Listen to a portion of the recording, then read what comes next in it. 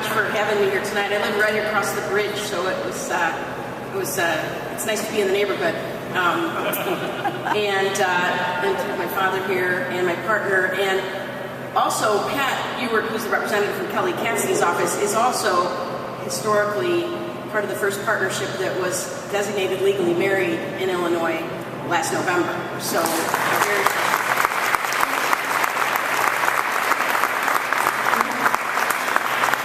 I also want to acknowledge the representative from GLAD, Kevin Boyer, was also one of the co-chairs on the March on Springfield, which I'm going to talk a little bit about tonight.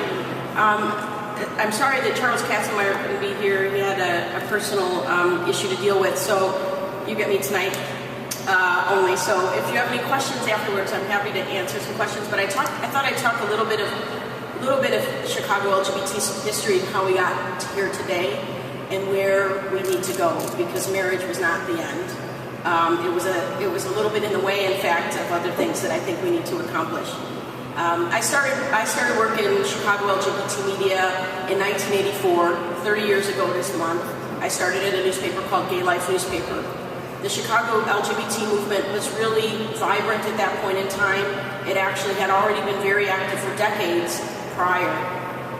Just this week, the Obama administration announced that they're going to be working on some making LGBT history a little bit more formal part of this country, starting with the Stonewall Inn in New York City, but we hope also to include Henry Gerber's home in Chicago, because the very first homosexual rights group that's known in the United States actually started in Chicago in the 1920s.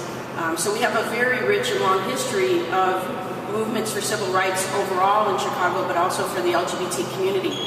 And in 1984, many of us in this room know that what was really looming and coming even bigger into focus was the AIDS crisis. When I started in 1984, there were fewer than 100 diagnosed AIDS cases in the city of Chicago. Less than 100 cases.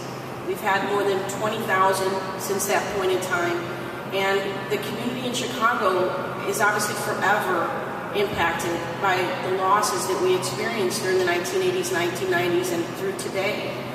Someone that's here today that knows that very much and is committed to LGBT history is Victor Salvo from the Legacy Project, a fantastic organization that is making permanent markers on Halsted Street so that we don't forget some of our pioneers. So we've come a long way since the 1980s, and people wonder, did marriage just come out of kind of left field, so to speak, field museum? And it really didn't.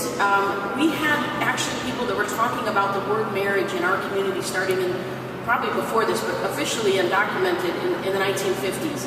And in Chicago in the mid-1970s, 2 women were arrested at the county clerk's office trying to get a marriage license.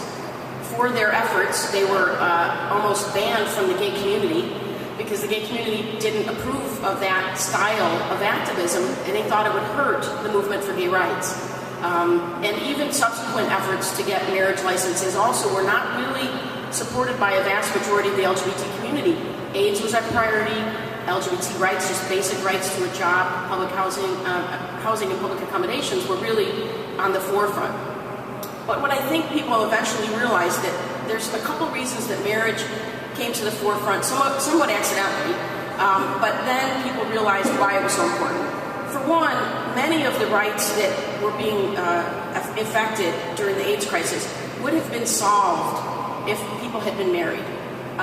For example, people were being kicked out of homes that they shared with partners. They weren't allowed to plan the funeral services for their partners. There were many, many things that would have been automatic had there been marriage. Not that marriage is the only solution, but it would have solved a lot of those people's problems. So then eventually people realized maybe marriage isn't for everybody, but marriage should be available to all. And so starting in the early 1990s is when the push began to happen more.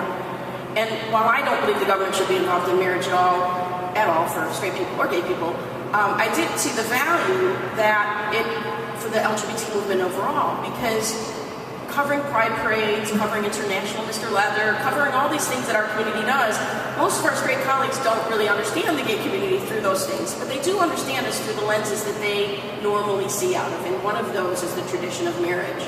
And I firsthand witnessed families that would attend LGBT weddings and be forever changed about who we were. Not that we do these things to fit into society, but it really changed and transformed the families that attended these weddings.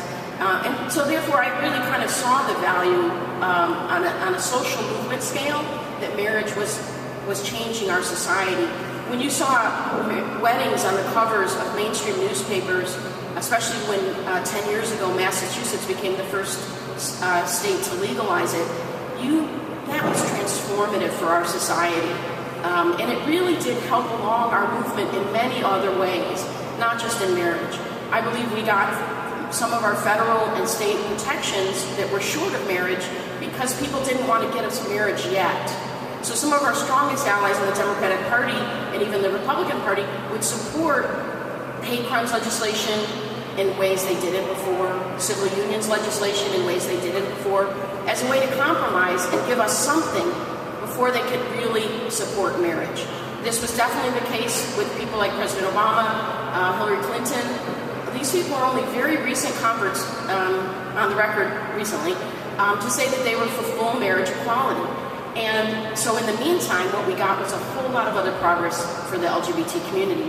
The first federal law that really covered the community hate crimes legislation came just in very recent years, after decades and decades of pushing for federal legislation. So that's kind of the value I see that marriage had. And then what happened last year was very interesting in Illinois. A lot of what Illinois is not unique in that there's political parties and political games that play, no matter what the legislation is, whether it's marriage rights or pension funding. But Chicagoans and Springfielders and people throughout the state of Illinois last year really felt kind of disengaged from the process. There were maybe a couple hundred people that were really actively working on the legislation last spring. And when it didn't come up for a vote on May 31st of last year, there was a tremendous amount of anger and confusion about why and how it could happen that way. And a lot of people in this room know that history. And what I could tell was how different that push for marriage was than during the ACT UP years when people were fighting for their lives, during the push for the city's gay rights bill, when there were people in the streets demonstrating, when women were pushing for health care and access to abortion services. So you could tell that that was what was missing last spring. And it's not really anybody's fault. You can blame a lot of different people, but the bottom line was the community was not engaged. And so Kevin Boyer and I and 12 other folks became co-chairs of what became the March on Springfield for Marriage Equality last October. And the reason we did that was because there's always going to be insiders playing the game of money and politics. That's not the game I prefer to play, and I don't have a checkbook that can play that game. But I definitely felt like the community across the state of Illinois was ready for a March on Springfield. There had never, ever been a March on Springfield like that for LGBT rights. In fact, for almost any issue besides union issues, there had never been a gathering like that. And I think that had we tried to do it in the spring, it actually would have failed.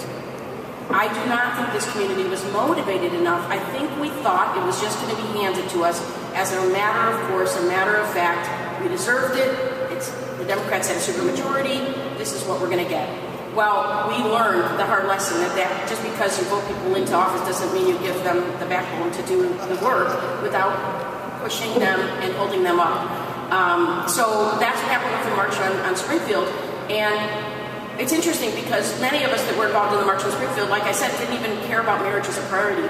We cared about getting marriage out of the way, settled, so that we can focus on other issues that the community needs to work on. So I'm going to close with talking about what I think, in my personal opinion, are some of the things that people can get engaged in now. Windy City Times hosted a summit earlier this month on homeless youth issues. And we had about 100 currently homeless or at-risk youth at the summit. And then we also had a lot of nonprofit service providers and government people from TCFS and HUD, et cetera, participating in a summit where we could brainstorm with each other solutions to the issue of youth who are in unstable housing. Some of them may be couch surfing, but many of them are participating in the ridiculous lottery system for beds in the city of Chicago. there are too few beds for the LGBT youth that need them in the city of Chicago. But it isn't just about a shelter. It is about a whole lot of other things.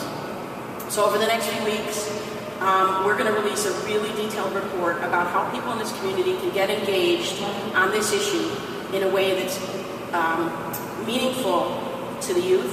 These are things that they have requested of our community. Many of them have almost no cost at all, and many of them have a high cost. But all of them are things that the youth themselves have asked for. Much of it's about respect and dignity and listening to them, and some things as basic as dental services and vision care, storage for their materials while they go for job interviews or go to class, shelters that don't close at 8 o'clock at night in case they have a job that they work overnight in. Some of the most basic things to provide them the leg up that many of us had because we had families that didn't kick us out because of who we are and who we love. So I think that marriage was fantastic.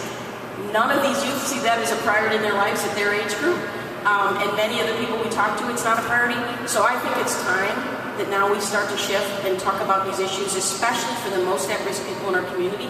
And that is the people who have no shelter and the people who are transgender in our community and are having difficult times finding employment. So I encourage you all to stay engaged and not just think that we've solved it with marriage, although it's an amazing thing to celebrate. This weekend there's a whole lot of events taking place all over town that you can either get married at or celebrate your friends. I know we have a lot of gifts this summer to give. Although I think I'm just going to say, well, you got married, so that was the gift, and I don't want to have to buy a lot of gifts this summer, please. Anyway, I encourage you to think about other ways you can engage. The Gay and Lesbian Senior Center at Senator Halston is opening the end of August, early September. Another fantastic other end of the spectrum of need that we have, and I just feel like there's an endless amount of things that people can get engaged in now that in Illinois anyway we have marriage equality. So thanks very much for your time.